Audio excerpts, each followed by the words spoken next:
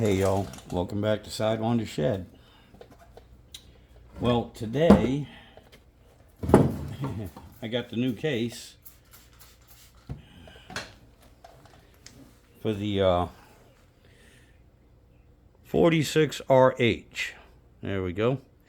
And I don't know if you can kind of see the difference here. You know, this one's all in one piece.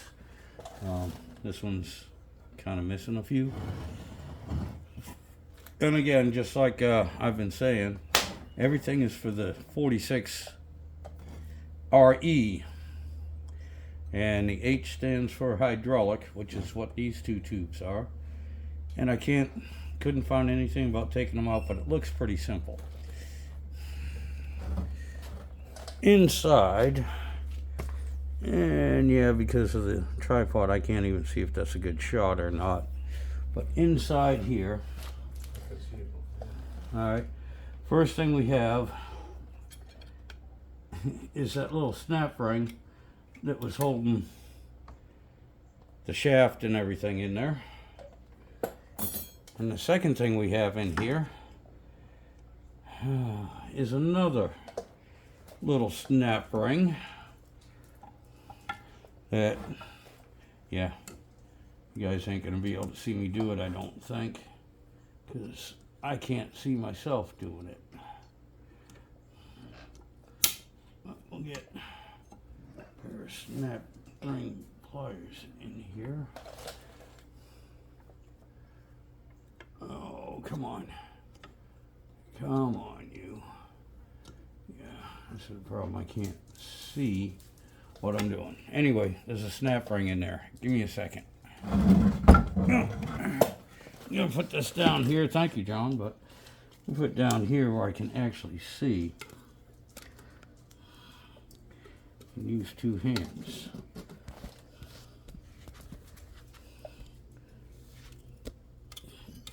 And basically, there we go.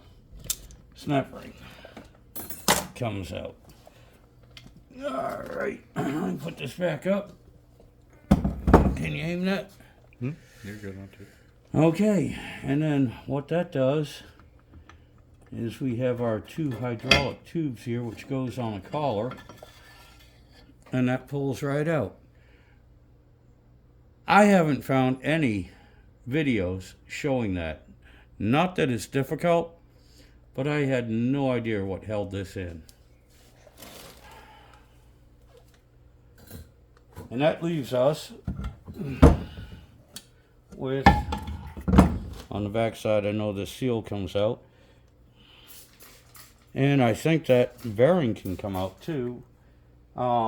Which, this bearing seems nice and smooth. Very nice. But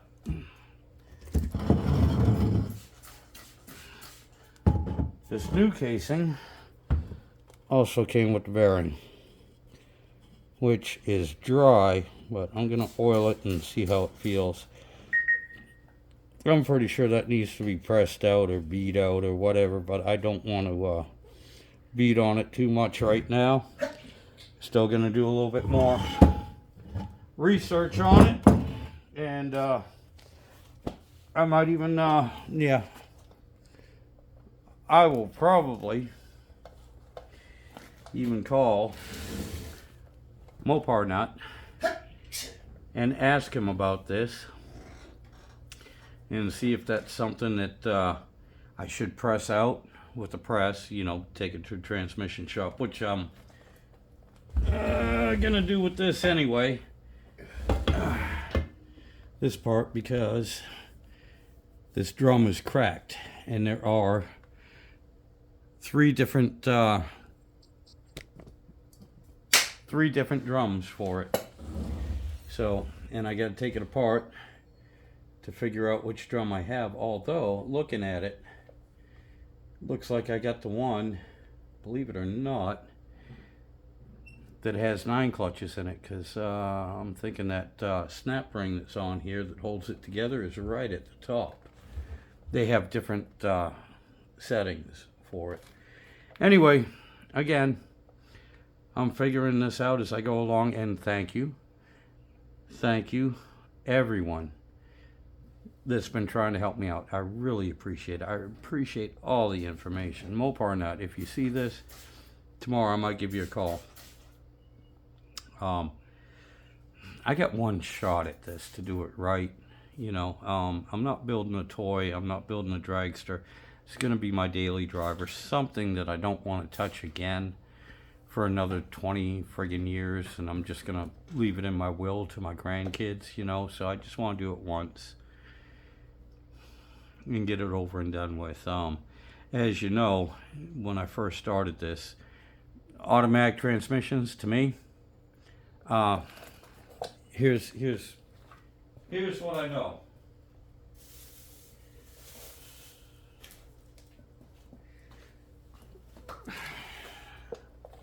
A week ago, this is what I knew about automatic transmissions.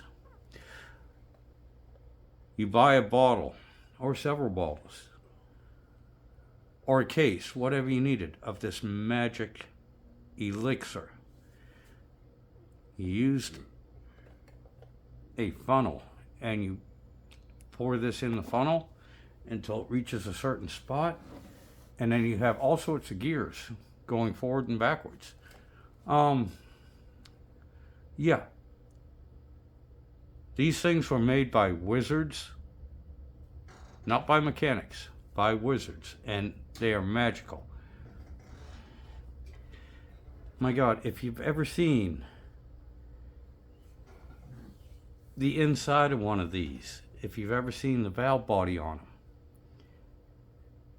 it looks just like an ant farm. If you ever had an ant farm as a kid, yeah, I don't know how they friggin' work. I still don't, but I'm learning.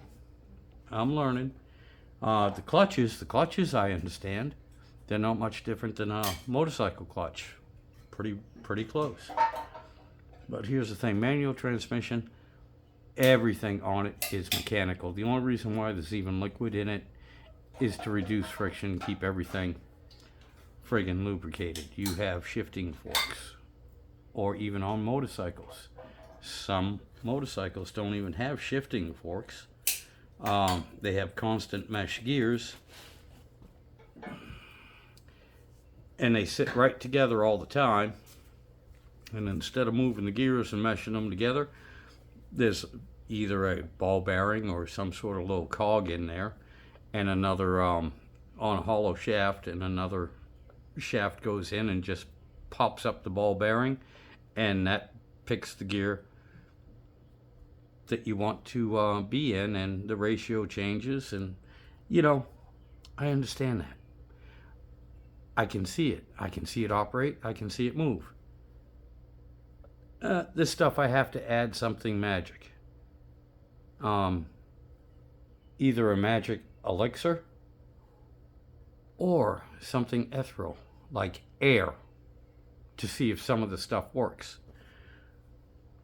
But again, anyway, follow along here. I'm doing the best I can with what I got. Nah, I ain't got much, but we're figuring it out. And again, that simple little thing I just showed you, I can't find a video that showed me what to do. I'm not real good at reading the manuals. I kind of understand them, but I'm more hands-on, and I'm more sight and hands-on oriented. So anyway, that's it for tonight. That's it. I have to get up, go to work at 3 o'clock in the morning. So I'm going to let y'all go. Thank you for following along. Quick update.